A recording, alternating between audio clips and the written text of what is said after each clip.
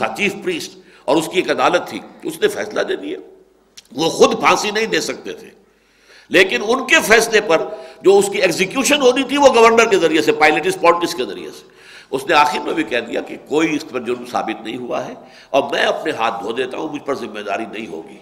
البتہ اب آ کر اس صدی میں پوپ نے یہ ساری جو خون تھا حضرت مسیح کا، ان کے اپنے عقیدے کے مطابق تھے، سوری جو دیے گئے ہیں، جو یہودیوں نے سوری دی تھی، اب یہودیوں کو بری کر دیا ہے پوپ نے. یہودی نہیں ہے ملزم اس کے اور مجرم، بلکہ یہ رومن امپائر نے کیا تھا.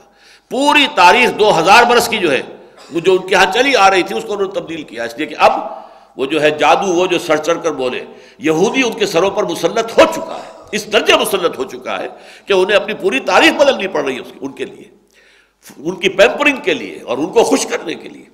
ورنہ یہ ہے کہ اب بھی موجود ہے، آپ کو مل جائے گا بائبل میں، اب بھی سب کچھ لکھا ہوا موجود ہے. کہ کائفاس تھا کہ جس نے یہ فیصلہ کیا، جس نے اپنے کپڑے پھاڑے کہ مسیح نے جو ہے وہ کفر بکا ہے اور یہ مرتد ہے، یہ واجب القتل ہے، اور اس کا فتویٰ دے کر بھیجا ہے کہ آپ جاؤ پائلٹس پونٹس کے پاس کہ اس کو سولی چڑھا دو. اور اس نے آخری وقت میں بھی کہا ہے کہ میرے پاس کوئی ثبوت نہیں پہنچا ہے، لیکن یہ کہ بہرحال تمہارا معاملہ ہے اور تمہیں سیزر نے یا جو بھی رومن ایمپرر تھا اختیار دے رکھا ہے کہ مذہبی معاملات میں تمہیں جو ہے آٹونومی حاصل ہے، تمہارے فیصلے جو ہے ایگزیکیوٹ ہم کریں گے.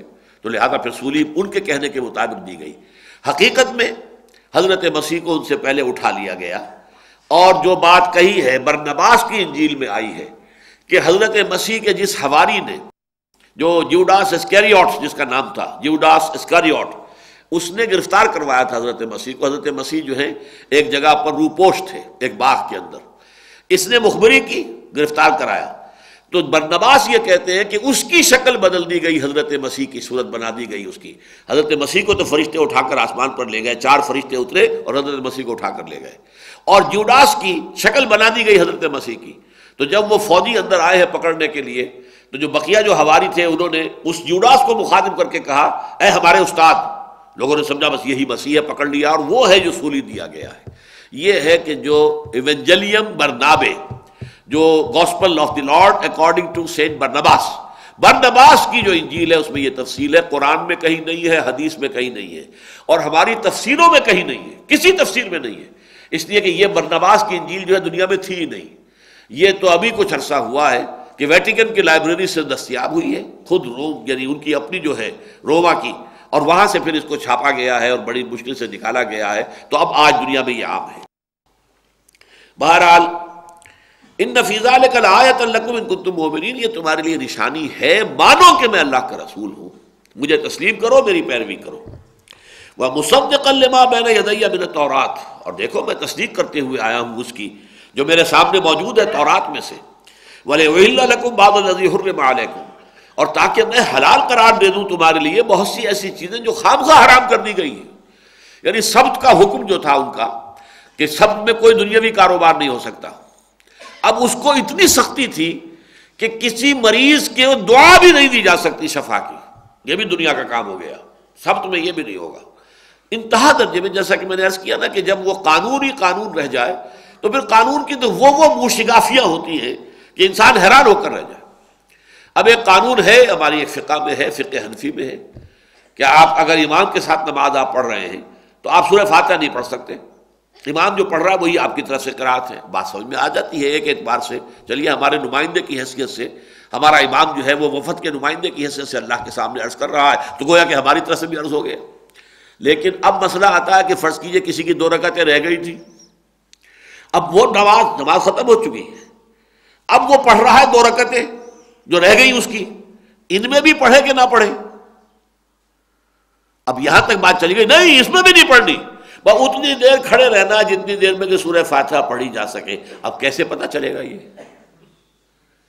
لیکن قانون ہے، فتویٰ یہی، بس کھڑے اتنی دیر رہو جتنے دیر میں سورہ فاتحہ پڑھی جا سکے، پڑھنی نہیں ہے.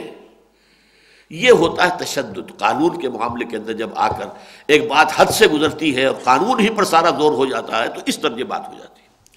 تو وَلِأُحِلَّ لَكُمْ بَعْضَ الَّذِي حُرِّمَ عَلَيْكُمْ، ان قانونی موشگافیوں کے نتیجے میں بعض چیزیں جو تم پر حرام کر دی گئی ہیں میں ان کے حلال کرنے کے لیے بھیجا گیا ہوں. وَجِئْتُكُمْ بِآیَةٍ مِّن رَبِّكُمْ، اور میں تمہارے پاس آیا ہوں اب تمہارے رب کی طرف سے آیت لے کر، نشانی لے کر. فَاتَّقُوا اللَّهَ وَأَطِیعُونِ، بس اللہ کا تقوی اختیار کرو اور میری اطاعت کرو۔ رسول کا معاملہ یہ ہوتا ہے کہ وہ اپنی ذاتی اطاعت کا مطالبہ کرتا ہے، نبی نہیں کرتا۔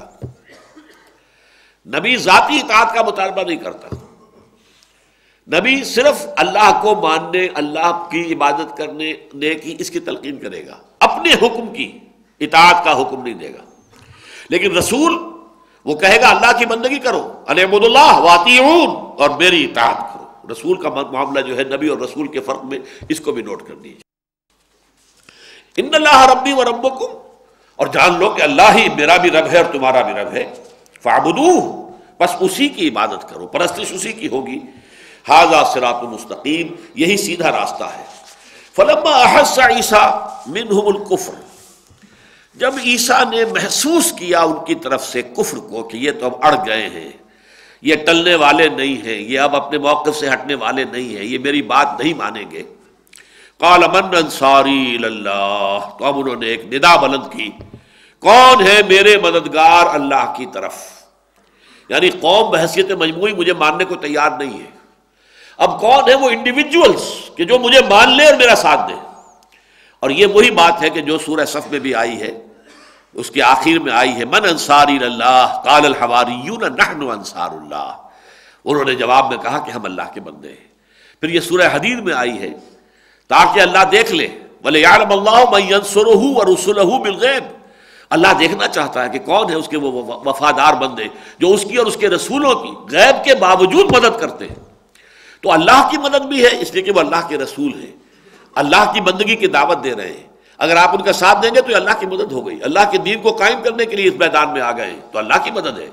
اور چونکہ رسول اس کام کے اوپر فائز ہوا ہے، رسول کو تو اس کے لیے گویا کہ وہ معمور کیا گیا ہے، لہذا مدد رسول کی بھی ہو گئی۔ تو یہاں حضرت عیسیٰ نے نعرہ لگایا، ندا بلند کی، من انصار اللہ قال الحواریون نحن انصار اللہ، حواریین نے کہا ہم ہیں اللہ کے مددگار۔ یہ حواری کے لفظ کے بارے میں بھی جان لیجئے، اصل میں کہتے یہ ہے کہ حضرت مسیح کو سب سے پہلے جن دو اشخاص نے مانا اور ان کی شاگردی اختیار کی وہ دھوبی تھے، اور یہ لفظ ان کے ہاں دھوبی کے لیے جو ہے مستعمل تھا، کپڑے کو صاف کرنا، سفید ہو جائے، عام طور پر کپڑے سفید پہنے جاتے تھے، جب میلے ہو گئے ہیں تو اس کے میل کچیل ہے تو دھوبی جو ہے ان کو صاف کر کے پھر وہ سفیدی جو ہے اس کی وہ چمک جاتی ہے، تو اسی سے لفظ حور جس سے بنا ہے، حواری بھی اسی سے ہے۔